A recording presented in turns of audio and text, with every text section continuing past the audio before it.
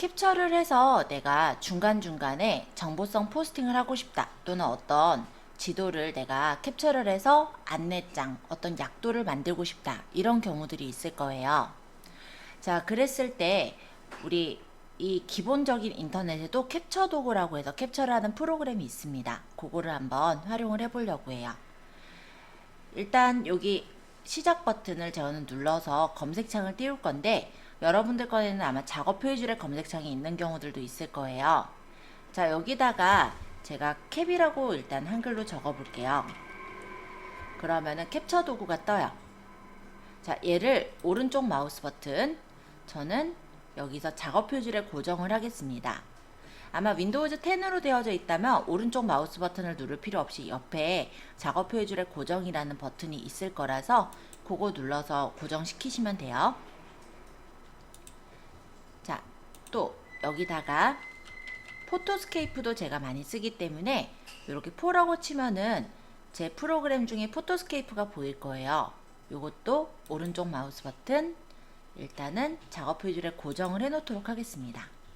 자, 이렇게 두 개를 작업 표시줄에 고정해 놓은 상태로 수업 시작을 할 거예요. 그래서 요거 두 개 일단 작업 표시를 고정해 보시고, 지금 웬만해선 아마 저희 학원에는 다 고정돼 있을 거거든요. 근데 만약에 직접 해보실 분은 오른쪽 눌러 제거하신 후에 해보시고요. 만약에 내가 그냥 이용을 하겠다 하면 그걸로 그냥 이따가 확인하셔도 무방하긴 합니다. 자, 일단 두 가지 버튼 꺼내 놓으신 상태신가요? 자, 일단 그러면 인터넷 한번 다시 들어가 볼까요? 이번엔 캡처 도구를 활용하는 방법을 볼 거예요. 자, 네이버로 잠깐 가죠. 그리고 여기 네이버 지도로 한번 가볼게요. 물론 다른 거라도 되지만 우리가 아마 약도 만들 때 제일 일단 첫 번째로 일상에선 제일 많이 쓰지 않을까 싶어서 그걸로 한번 설명드려 보려고요. 자, 지도로 이렇게 들어가서 만약에 한일컴퓨터학원의 약도를 만든다. 그러면 한일컴퓨터학원 위치를 찾아야 되겠죠. 그래서 검색창에다가 한일컴퓨터학원이라고 쳐볼게요. 물론 여러분들은 꼭 여길 찾지 않으셔도 됩니다. 본인이 만들 약도 위치를 찾으시면 돼요. 자, 그러면 이렇게 학원의 위치가 나왔어요.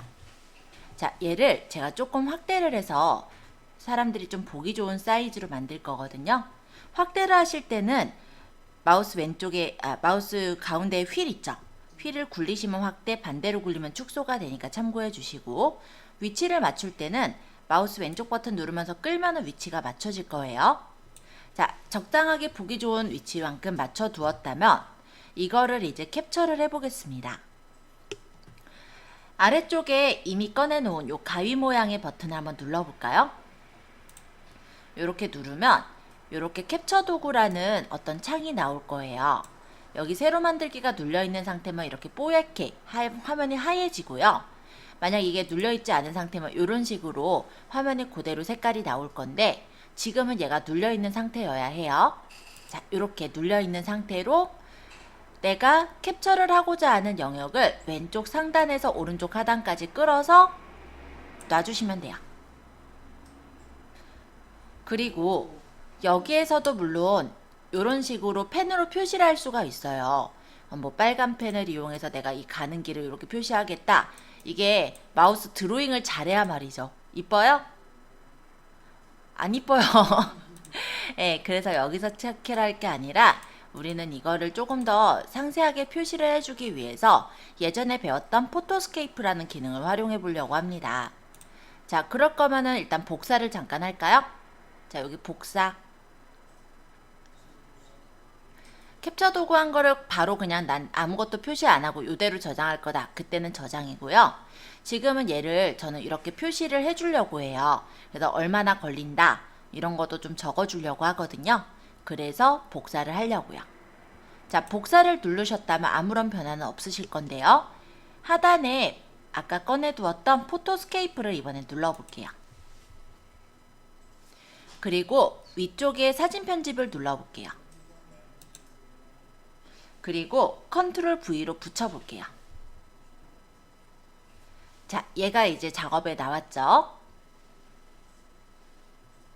그럼 이제 개체에 가서 원형으로 내가 원하는 색깔 고르시고 그 다음에 이렇게 컴퓨터 학원에다 동그라미를 쳐보면 이 위치다 라는 게 표시가 됩니다.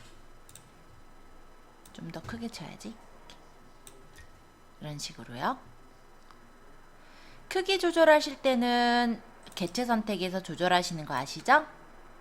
개체 선택 눌러서 크기 조절을 할 수도 있고 내가 원하는 대로 맞출 수 있는 거예요.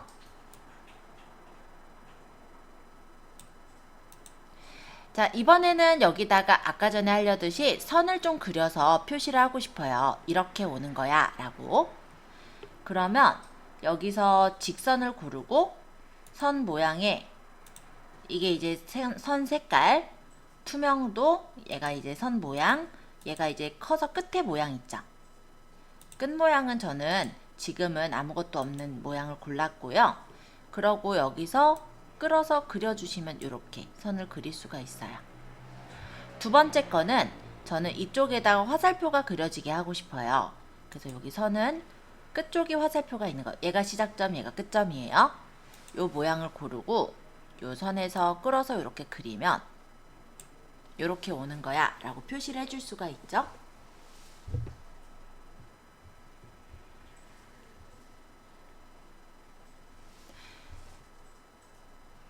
자, 대략 됐다면 여기다가 이번엔 저는 사각형을 그려서 거기에다가 뭐 얼마나 걸리고 어떻게 와야 되고 이런 내용들을 좀 적어보고자 해요.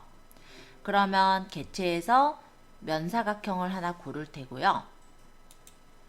색깔은 약간 좀 연한 톤. 그래서 이렇게 그리면은 이렇게 톤이 그려졌을 거고 타입 툴로 글씨를 적으면 되겠죠.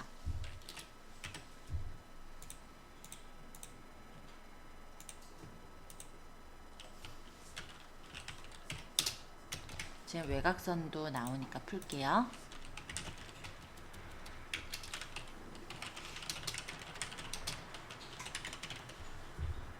글씨가 조금 크니까 좀 줄여서 배치.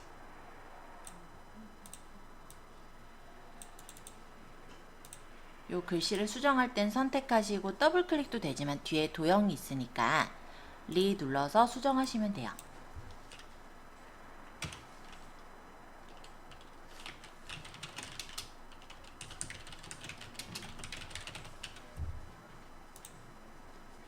엔터 쳐서 내려도 되긴 한데 제가 일부러 간격을 좀 더 많이 떨어뜨리기 위해서 한 줄씩 적고 있어요.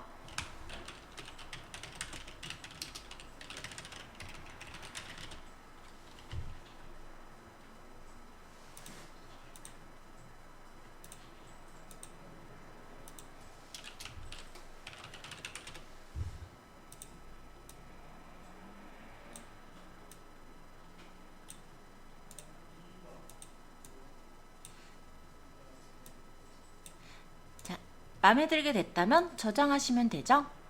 다른 이름으로 저장, 바탕화면에다가 예를 들어 약도 해서 저장하시면 끝.